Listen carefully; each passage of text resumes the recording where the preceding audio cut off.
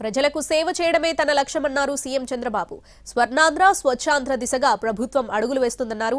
మోయలేని భారం తనపై ఉందన్నారు. ప్రజలు అండగా నిలబడితే రాష్ట్రాన్ని నెంబర్ 1 స్థానంలో నిలబెడతానన్నారు సీఎం చంద్రబాబు.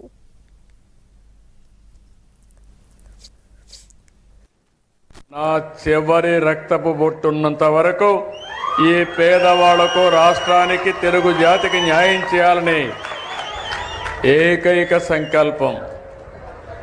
ఈరోజు ఏ ముఖ్యమంత్రి రాడు, మీ ఊర్లో చెత్త ఉంటే నాకేం పని అనుకుంటారు. ఆ చెత్త వల్ల మీ ఆరోగ్యం ఇబ్బంది అవుతుందనే ఉద్దేశంతోనే మళ్ళీ స్వర్ణాంధ్ర స్వచ్ఛాంధ్ర దిశగా అడుగులేస్తూ మీలో చైతన్యం తేవడానికి ఇక్కడికి వచ్చాను. అది తమ్ముడు నువ్వు చెప్పింది కరెక్ట్. నా ఒకటే చూస్తారు మీరు, ఇంతవరకు ఎంత పనులు చేశానో రాబోయే 5-10 సంవత్సరాల్లో దానికంటే ధీటుగా పనిచేసి ఈ రాష్ట్రంలో ఉండే ప్రతి ఒక్కరి భవిష్యత్తు బంగారు భవిష్యత్తు చేసే విధంగా అడుగులేస్తా.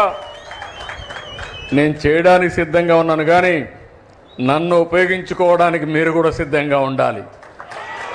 2 విధాలు వస్తేనే సాధ్యం. అట్లా కాకుండా మీరు చేయండి, మేము చూస్తూ ఉంటామంటే మొయిరాని భారం నా మీద ఉంది. నన్ను ఒక్కడే వదిలిపెడితే ప్రాబ్లం వస్తుంది. మీరు చేయూత ఇవ్వండి, అడుగు అడుగు కలిసి పయనిద్దాం. మళ్ళీ భారతదేశంలో రాబోయే 23 సంవత్సరాల్లో నెంబర్ 1 స్టేట్గా తయారు చేసే బాధ్యత తెలుగుదేశం ప్రభుత్వాన్ని.